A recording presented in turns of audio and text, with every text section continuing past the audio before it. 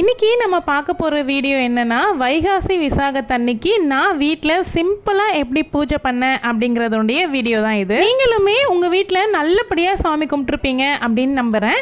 ஒரு சிலருக்கு கும்பிட முடியாத சூழ்நிலையும் ஏற்பட்டிருக்கலாம். அதுக்காக கவலைப்படாதீங்க. முருகப்பெருமானுக்கு உகந்த நாள்னு நிறைய இருக்குது, அதிலெல்லாம் செய்துக்கலாம். அதனால் கவலைப்பட்டுக்கிட்டு என்னடா நம்மளால் செய்ய முடியலையே அப்படின்னு நினைக்காதீங்க. அந்த அன்னைக்கு ஹஸ்பண்ட்மே ஆஃபீஸ்க்கு ரொம்ப சீக்கிரமாகவே கிளம்பிட்டாங்க. சீக்கிரம் வர சொன்னாங்க அப்படின்ட்டு. ஸ்கூலுக்கு இப்போல்லாம் பசங்க சைக்கிளில் போகிறதுனால 8:15க்குலாம் கிளம்பிடுறாங்க. முன்னாடியெல்லாம் வேனில் போயிட்டு இருந்தாங்க. ஸோ வந்து 9 மணிக்கு போவாங்க. இப்போ 8:15க்குலாம் கிளம்பிடுறாங்க. ஸோ அதுக்கப்புறமா தான் நான் ஒர்க்கே செய்ய ஆரம்பித்தேன். வழக்கமாக நான் வீடு துடைக்கும் போது 4 கல் உப்பு, அப்புறம் கொஞ்சம் பச்சை கற்பூரம், கோமியம், கங்காஜலம் சேர்த்து வீடு துடைப்பேன்.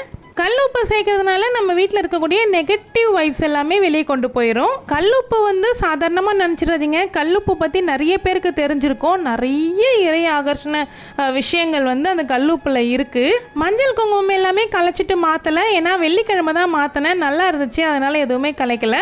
வாசப்படி மட்டும் தொடச்சிட்டு மஞ்சள் தேய்ச்சிட்டு அதுக்கப்புறமா கோலம் போட்டு விட்டுட்டேன். மகாலட்சுமி தாயாருடைய திருப்பாதம் வரைஞ்சி நான் கோலம் முடிச்சு விட்டுட்டேன். நான் வந்து வாரத்தில் ஒரு நாள் மட்டும்தான் அந்த சைடு அன்னப்பறவை இந்த மாதிரி ஒரு டிசைன் இருக்கும்.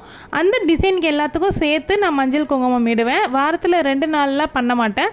அதுவே நல்லா இருக்கும். அதனால நான் வந்து ஒரே தடவை தான் பண்ணுவேன். அதுக்கப்புறமா இந்த மாதிரி தொடச்சி விட்டுக்கிட்டு கோலம் மட்டும் மாற்றிடுவேன். நம்மளுடைய நிலைவாசலில் தாயாருடைய பாதம் வரைகிறதுங்கிறது ரொம்ப ரொம்ப விசேஷங்க. நிலைவாசலை மிதிக்கக்கூடாதுன்னு சொல்லுவாங்கள்ல, அதனால் இந்த மாதிரி நான் கோலம் வந்து போட்டு விட்டேன் அப்படின்னா குழந்தைங்க கூட மிதிக்காமல் போயிட்டு வந்துடுவாங்க. நம்மளுடைய வீட்டு நிலைவாசலில் தாங்க நம்மளுடைய குலதெய்வம் எல்லாமே குடியிருப்பாங்க.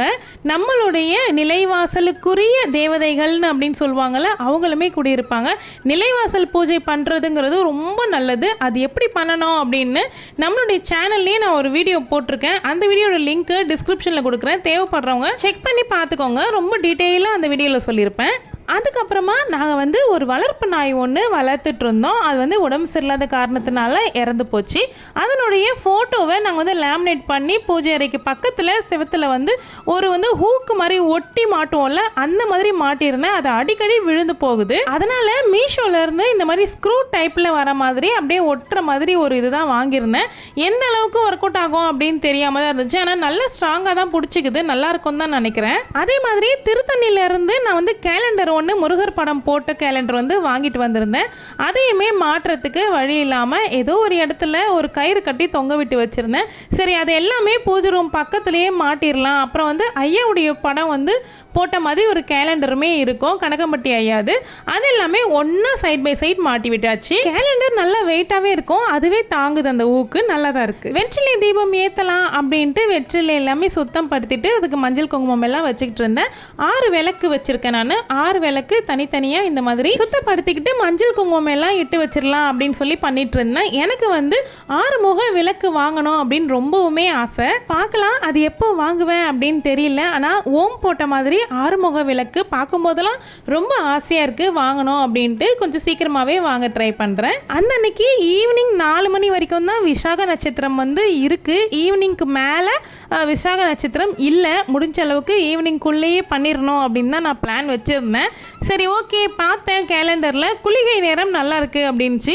சரின்னு சொல்லிட்டு குளிகை நேரம்லேயே நான் வந்து பூஜை பண்ணிக்கலாம் அப்படின்னு சொல்லிட்டு 3 மணிக்குள்ளார பண்ணிட்டேன். ரொம்ப நாள் கழித்து மன நிறைவோடு பூஜை பண்ண மாதிரி ஒரு ஃபீலிங்கு. லாஸ்ட்டாக பங்குனி உத்திரம்க்கு இந்த மாதிரி ஒரு நல்ல நிறைவாக பூஜை பண்ணி முடிச்சிருந்தேன். அதுக்கப்புறமா சரியாக பண்ண முடியல. வெள்ளிக்கிழமை சிம்பிளாக மட்டும் பூஜை பண்ணிக்கிட்டேன். இந்த மாதிரி நல்ல ஷட்கோணம்லாம் வரைஞ்சி நல்ல பூஜை பண்ணி ரொம்ப நாள் ஆன மாதிரி ஒரு ஃபீலிங்காக இருந்துச்சு. இன்றைக்கி பண்ணது ரொம்ப ரொம்ப மனசுக்கு நிறைவானதாக இருந்தது. ஆல்ரெடி நான் வந்து 3 தடவை 48 நாளுக்கு பிரம்ம முகூர்த்த பூஜை வந்து செஞ்சுருக்கேன். திரும்பவும் ஆரம்பிக்கணும் அப்படின்னு நினைக்கிறேன். நீங்கள் என்னென்ன நம்புங்க, 1 மாதமாக நான் நினச்சிட்டு தான் இருக்கேன். ஆனால் ஆரம்பிக்கவே முடியல. வர வெள்ளிக்கிழமையிலேருந்து ஆரம்பிச்சிடணும் அப்படின்ட்டு இப்போ நான் ரொம்ப முடிவாக இருக்கேன். பார்க்கலாம், அதுலேயுமே எந்த தடங்களும் வராமல் இருக்கணும்னு தான் நான் வேண்டிக்கிறேன். ஒருத்தவங்க இதே மாதிரி தான் நினைப்பீங்க. இந்த வாட்டி நம்ம சுவாமி கும்பிடணும் அப்படின்னு நினைப்போம். ஆனால் வந்து அது கும்பிடவே முடியாது. ஒன்று ஏதாவது ஒரு தடங்கள் வரும், இல்லைன்னா நமக்கே கும்பிட முடியாத அளவுக்கு சோம்பேறித்தனம் வந்துடும். இந்த மாதிரி நிறைய தடவை எனக்குமே ஆகியிருக்கு. அதெல்லாமே ஓவர் கம் பண்ணி நம்ம தான் வரணும். நம்மளுடைய உடம்புக்கு சோம்பேறித்தனம் வர்றதுக்கு நம்ம எப்படி காரணமாக இருக்கோமோ சுறுசுறுப்பு வரத்துக்கும் நம்ம தான் காரணமாக இருக்கணும். எனக்குமே லாஸ்ட் மந்த் எல்லாம் அப்படி தான் இருந்துச்சு. அதுக்கப்புறமா தான் நானே யோசித்து பார்த்தேன், ஏன் நம்ம இப்படி இருக்கோம் அப்படின்னு சொல்லி.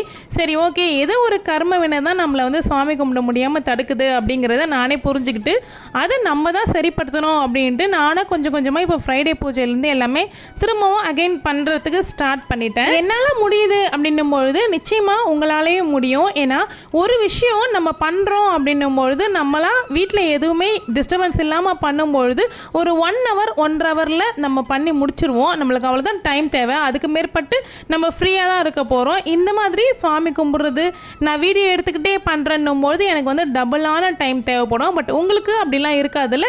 உங்களுக்கு ஒரு 1 hour நீங்கள் ஃபுல் ஒர்க்குமே முடிச்சுட்டு ரிலாக்ஸாக இருக்கலாம். நம்மளோட வீடு வந்து சவுத் ஃபேஸிங்கில் இருக்கும். நல்ல காற்றடிக்குங்க. நிலைவாசலில் விளக்கு ஏற்றி வைக்கவே முடியாது. நல்ல காற்று நல்லா அடிக்கும். இந்த மாதிரி அணையா விளக்கு நான் வாங்கியிருந்தேன். அது கூடவே எனக்கு வந்து இந்த மாட விளக்கு ஸ்டாண்ட் வந்து சென்ட் பண்ணியிருந்தாங்க. நான் அது கூட வச்சு ஏற்றும் போது எனக்கு அவ்வளோ சந்தோஷமாக இருந்துச்சு. நல்லா இருக்குது, பார்க்குறதுக்கு டிவைனாக இருக்குது. நான் ஒரு ஷார்ட்ஸ் வீடியோவில் கூட ஷேர் பண்ணியிருந்தேன். அந்த வீடியோ கூட நிறைய பேர் பார்த்தீங்க.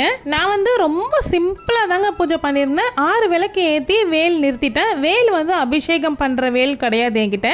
ஆல்ரெடி ஒரு தடவை இந்த வேலுக்கே நான் அபிஷேகம் பண்ணேன். ஆனால் இந்த வேல் வந்து கலர் வந்து விட்டு போகுது. என்கிட்ட வந்து பித்தளையில் வந்து வேல் இல்லை. சரி, ஓகே, பிராஸில் வேல் வாங்கினதுக்கு அப்புறமா நம்ம வந்து அபிஷேகம் வந்து ஸ்டார்ட் பண்ணிக்கலாம். இந்த வேலில் வந்து அபிஷேகம் பண்ணேன் அப்படின்னா கலர் எல்லாமே போகுது, ஸ்டோன்ஸ் எல்லாமே கொட்ட ஸ்டார்ட் ஆகும்னு சொல்லிட்டு சொல்லியிருந்தாங்க. அதனால வந்து நான் இந்த வேலுக்கு அபிஷேகம் எல்லாமே பண்ணல. கூடிய சீக்கிரமே பிராஸ்ல வேல் வாங்கிட்டு அதுக்கு வந்து அபிஷேகம் பண்ணிக்கலாம் அப்படின்னு யோசிச்சிருக்கேன். சிம்பிளா மாம்பழமும் அதுக்கப்புறமா பால் பாயசம் மட்டும் செஞ்சு வச்சிருந்து நான் வந்து முருகரை கும்பிட்டு முடிச்சிட்டேன். அன்னைக்கு ரொம்ப ரொம்ப மனசுக்கு நிம்மதியாக இருக்குங்க. என்னுடைய சேனலுக்கு நீங்கள் இந்த வீடியோ மூலியமாக தான் உள்ளே வந்திருக்கீங்க அப்படின்னா வீடியோ ஃபுல்லாக பார்த்துருப்பீங்க. உங்களுக்கு பிடிச்சிருக்கு அப்படின்னா சேனலை சப்ஸ்கிரைப் பண்ணிக்கோங்க. இந்த வீடியோ ரொம்ப பிடிச்சிருக்கு அப்படின்னா வீடியோ கீழே இருக்க லைக் பட்டனை கிளிக் பண்ணிக்கோங்க. அப்கமிங்கில் பிரம்ம முகூர்த்த பூஜையினுடைய அப்டேட்ஸுமே நான் கொடுக்க இருக்கேன். அதனால் சேனலை மறக்காமல் சப்ஸ்கிரைப் பண்ணிக்கோங்க. இந்த மாதிரி முக்கியமான விசேஷங்களுக்கு வருஷத்தில் ஒரு தடவை தான் வரக்கூடிய விசேஷங்களுக்குலாம் நான் லாங் வீடியோ எடுத்து அது எப்படி பண்ணேன் அப்படிங்கிற வீடியோஸ் எல்லாமே நான் போஸ்ட் பண்ணியிருக்கேன். பிளேலிஸ்டாகவே இருக்குது பண்டிகை பூஜைன்னு சொல்லி. அதை வந்து நான் வந்து டிஸ்கிரிப்ஷன் பாக்ஸில் கொடுக்குறேன். தேவைப்படுறவங்க செக் பண்ணி பார்த்துக்கோங்க. இந்த வைகாசி விசாக திருநாளில் முருகருடைய பரிபூர்ண அருள் உங்கள் எல்லாருக்குமே கிடைக்கணும் அப்படின்னு நானுமே அந்த முருகப்பெருமான் கிட்ட வேண்டிக்கிறேன். எனக்குமே நல்லது நடக்கணும் அப்படின்னு நீங்களுமே முருகர்கிட்ட வேண்டிக்கோங்க. அடுத்து இன்னொரு அருமையான வீடியோவில் சந்திக்கலாம். தேங்க்யூ.